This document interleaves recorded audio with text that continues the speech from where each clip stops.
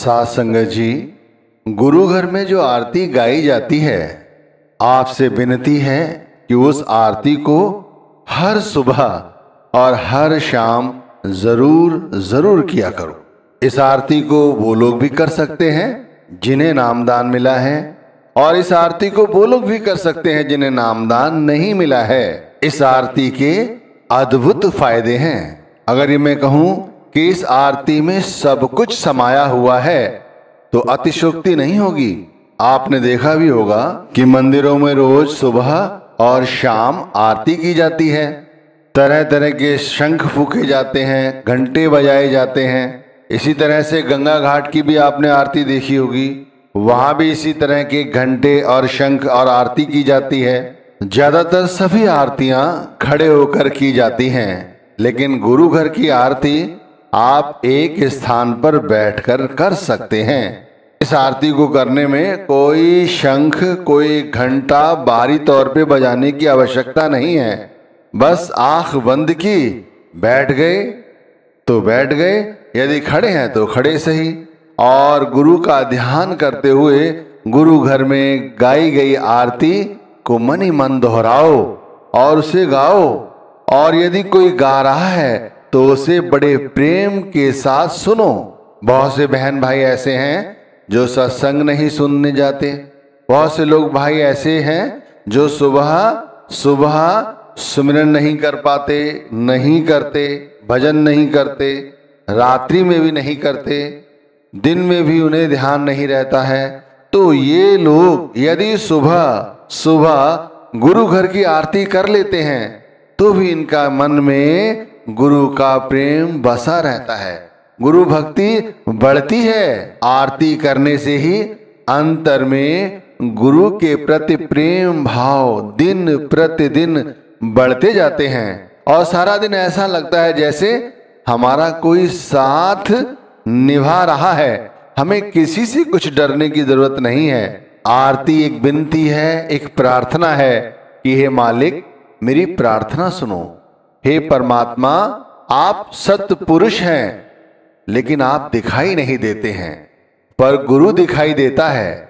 गुरु भी तो आप ही का रूप है। जब गुरु को हम परमात्मा की तरह पूजते हैं, उन्हें पुकारते हैं, तो प्रेम भाव बढ़ता चला जाता है और हर समय प्रभु प्यारे का भाणा ऐसा लगता है जैसे हमारे अंग संग हैं गुरु। ये आरती करने पर एहसास होता है।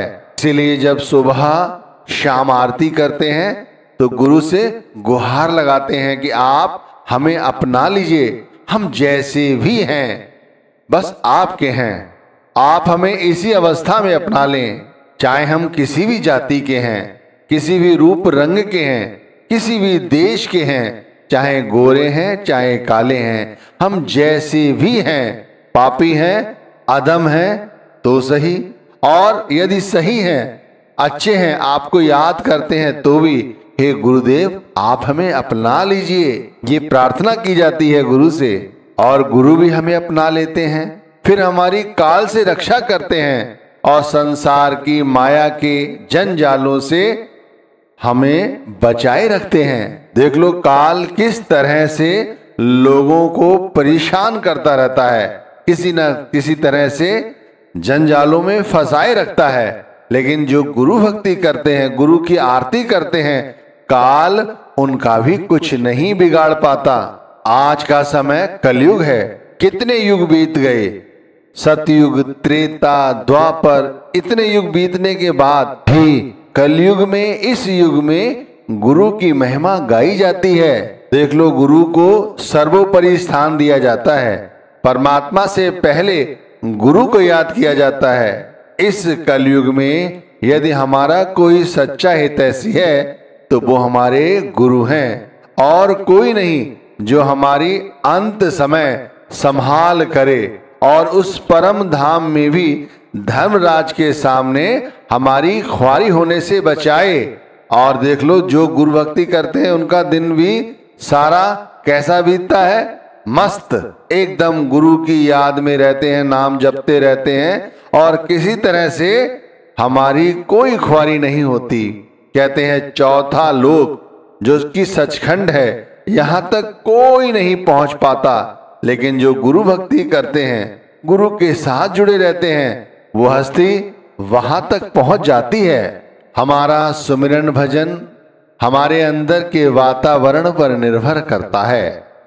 हम कहाँ रहते हैं, क्या करते हैं, किस जाति और धर्म के हैं, इससे परमार्थ का कोई लेना देना नहीं है। जो लोग नामदान ले चुके हैं, उनका परमार्थ के साथ आर्थिक हालात भी बदल जाते हैं। आप खुद से ही विचार करके देख लो कि नामदान से पहले आपकी क्या स्थिति थी और अब क्या है।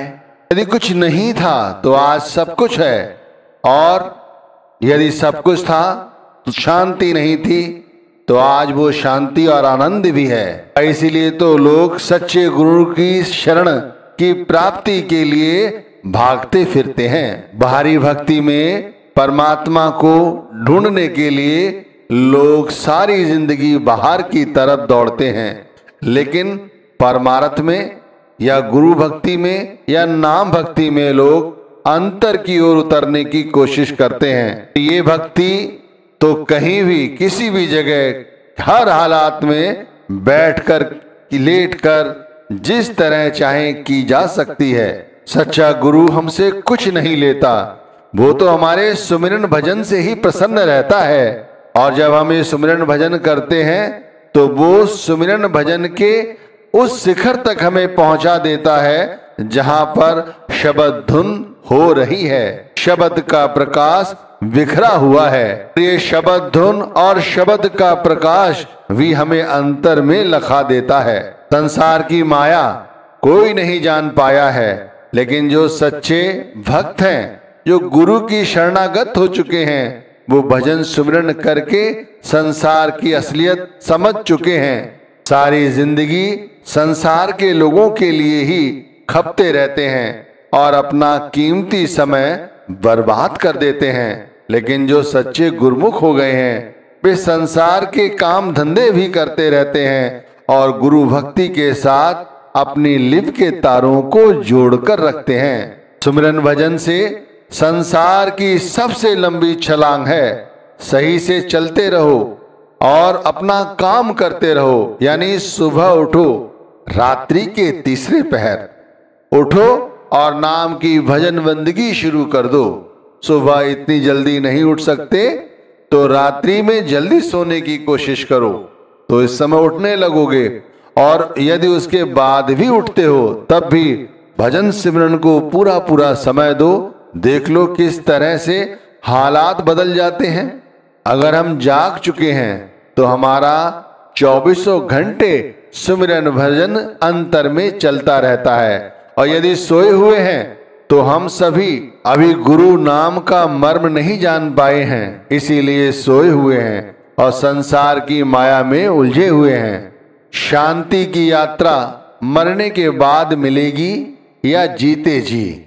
मरने के बाद किसने देखा? तो जीते जी ये शांति की यात्रा यदि चाहते हो तो शब्द में मरने की कोशिश करो। नाम जपते समय नाम पर और गुरु पर विश्वास रखो, तभी जिंदगी हसीन और सुंदर होती चली जाएगी। परमात्मा की दुनिया में हर तरफ प्यार ही प्यार मिलेगा। बगैर मांगे ही सतगुरु ने हमें बहुत कुछ दिया हुआ है और भी दे रहे हैं, जबकि हमें ठीक से मांगना भी नहीं आता। तब ये हाल है। इसीलिए हर समय गुरु का शुक्र अदा करते रहो कि ऐ दाता तेरा शुक्र है, तेरा शुक्र है, तेरा शुक्र है जो तूने मुझे ये बरकत दी है, तूने मुझे ये शांति दी है, तूने मुझे ये नाम दान दिया है। यदि हम 7 जन्म भी ले लें तब भी हम कर्मों के जंजालों से कभी भी छुटकारा नहीं पा सकते। और देख लो ये जो कर्ज है कर्मों का, वो हमें सिर्फ गुरु नाम मिलने पर, गुरु की कमाई करने पर, गुरु नाम की कमाई करने पर ये कर्जा उतर जाता है। और नाम के साथ जुड़े रहने पर नए कर्म भी नहीं बनते। अपने आप को सतगुरु को जिस दिन सौंप देते हैं, हमारी सारी मुसीबतें गुरु अपने सर ले लेते हैं। हमें किसी बात की चिंता नहीं रहती। भी तो हम मालिक बने बैठे हैं। जिस दिन हम सच्चे चाकर बन जाते हैं, यानी गुरु को सब कुछ सौंप कर गुरु के चाकर बन जाते हैं, उस दिन तो हमारी मौज हो जाती है, मौज। ऐसा जान पड़ता है घर परिवार तो गुरु का है, कारोबार तो गुरु का है, नौकरी तो गुरु की है, मन मर्जी सब छूट जाती है। यहाँ तक कि यह शरीर भी, ये श्वासें भी सब कुछ गुरु की हैं। ये शान और शौकत, ये मान बढ़ाई, ये ठाट बाट सब गुरु के हैं। ये सब गुरु के चरणों में समर्पित हैं। और ये उम्मीद बनी रहती है कि वो वक्त एक दिन जरूर आएगा जब ये शब्द धुन और शब्द का प्रकाश जरूर देखेंगे। गुरु पर विश्वास रखो। भजन सुमिरन में नागा मत डालो। मन को बाहरी शक्लों और पदार्थों की जगह गुरु के स्वरूप के साथ जोड़कर रखो। हर वक्त अपनी आत्मा को पवित्र रखने की कोशिश करो। अंतर में उतरकर आत्म चिंतन करो। और ये पवित्रता केवल नाम के सुमिरन भजन से होती है। मैं कहता हूँ एक बात आजमा कर देख लेना। जिस सुबह उठकर सुमिरन भजन करोगे, सारा दिन गुरु की मौज में रहोगे। जिस दिन सुबह उठकर घर में गुरु आरती गाओगे, ध्यान पूर्वक गुरु के स्वरूप के साथ जुड़कर आरती के शब्दों पर ध्यान रखोगे, देखो सारा दिन मौज में बीतेगा। हर काम बनेगा, कोई थकावट नहीं होगी और काम में कोई बाधा भी नहीं आएगी। गुरु से वो मांगते रहते हैं जो हम चाहते हैं, पर गुरु हमारे वाकई में सच्चे मददगार हैं। वो हमें वो देते हैं जो हमारे लिए हितकारी है। इसीलिए भाई, परमात्मा स्वरूप गुरु इस जग में आए ही इसीलिए हैं कि वे हमें इस भव सागर से पार लगाएं। जब अंतर में शब्द धुन और शब्द के प्रकाश को देखोगे, तब ये पाओगे कि अंतर में गुरु किस सिंहासन पर बैठे हैं और वही परमात्मा के सच्चे स्वरूप हैं। जो शब्द जपते हो वही सच्चा धुनात्मक शब्द है। इस तरह से वो शब्द जपो और गुरु से प्रार्थना करो कि गुरु, मैं आपका दास हूँ, इस शब्द को जप रहा हूँ, कृपया मेरी संभाल करें। तो भाई गुरु प्रसन्न होते हैं और इस लोक और उस लोक, यानी कि लोक और अलोक, हर जगह हमें सुख मिलता है। हम फिर किसी भी हालात में रहें, हमारी कभी भी कोई ख्वारी नहीं कर सकता।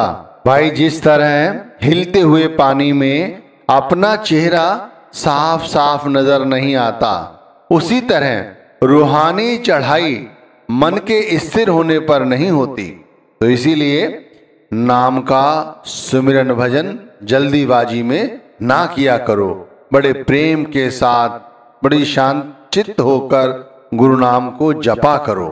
यदि सुमिरन भजन नहीं कर पाते हो तो ये सबसे अच्छा तरीका है कि सुबह और शाम गुरु घर की आरती जरूर किया करो। आरती तो वैसे भी सबको करनी चाहिए। अगर आप कोई व्यापारी हैं तो अपने व्यापार पर जाकर, दुकान पर जाकर वहां आरती जरूर करें। अगर कोई नौकरी करते हैं तो मन ही मन आरती करें। भाई इस आरती के बहुत फायदे हैं। इस आरती को करने से, क्योंकि इसमें सब कुछ समाया हुआ है।